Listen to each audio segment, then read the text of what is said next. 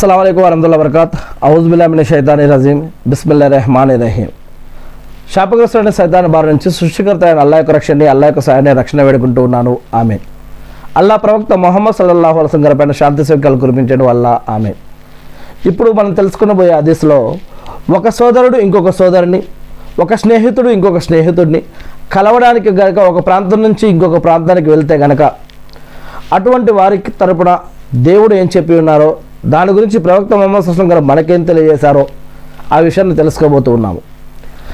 మరి హజరత్ అబూ హురైరా రజల్లా గారి కథనం ప్రకారం దైవ ప్రవక్త ముహమ్మద్ సల్లల్లాహు అలైహి వసల్లం గారు ఈ విధంగా చెప్పారు. ఏ విధంగా అంటే, ఒకడు వేరొక ప్రాంతంలో ఉంటున్న తన సోదరుణ్ణి కలవడానికి బయలుదేరాడు. ఒకసారి దేవుడు అతను వెళ్ళే దారిలో ఒక దూతను కూర్చోబెట్టాడు. ఆ వ్యక్తి అక్కడికి రాగానే దైవదూత అతన్ని ఎక్కడికి వెళ్తున్నావు అని అడిగాడు.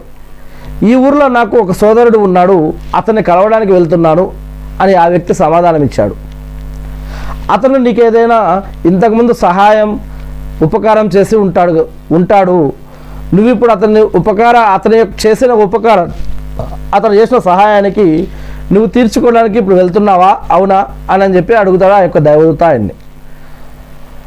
అప్పుడు అలాంటిది ఏం లేదు, నేను కేవలం దైవం కోసం అతన్ని ప్రేమిస్తున్నాను, ఆ ప్రేమతోనే నేను అతని దగ్గరికి వెళ్తున్నాను అని చెప్పాడు ఆ వ్యక్తి. అప్పుడు దైవదూత, నేను దేవుడి తరపు నుండి నీ వద్దకు పంపబడిన ఒక దూతను, నీవు నీ సోదరుణ్ణి దైవం కోసం ప్రేమించినట్లే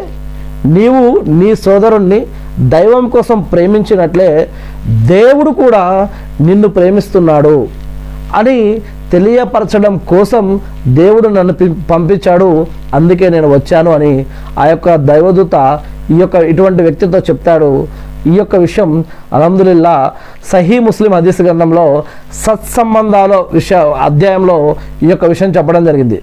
ఒక వ్యక్తి ఇంకొక వ్యక్తితో స్నేహం, దేవుడి పట్ల భయం, భక్తి, గౌరవ మర్యాదతో మంచి కోసం స్నేహం చేయటం మరియు బంధుత్వ సంబంధాలను పటిష్టం చేయడం, ఇంకా ఇలాంటి అనేక విషయాలతోటి మరి ఈ యొక్క హదీసులో చెప్పినట్లు కనుక మనం వారిని పరామర్శించడానికి వెళ్ళినా కూడా మరి వారికి ఎటువంటి పుణ్యఫలం భాగ్యం దొరుకుతుందో ఇక్కడ ఈ యొక్క హదీసులో తెలియజేయడం జరిగింది. నేను సృష్టికర్త అయిన అల్లాహ్ను ప్రార్థిస్తూ ఉన్నాను, అల్లా మీరు ప్రవక్త ముహమ్మద్ సల్లల్లాహు అలైహి వసల్లం గారి ద్వారా మాకు ఏదైతే ఖురాన్ మరియు హదీసులు తెలియజేసి ఉన్నారో వాటిని మేము తెలుసుకొని, నేర్చుకుని, అర్థం చేసుకుని, గుర్తుపెట్టుకొని వాటి ప్రకారం మేము జీవిస్తూ మిమ్మల్ని ఆరాధిస్తూ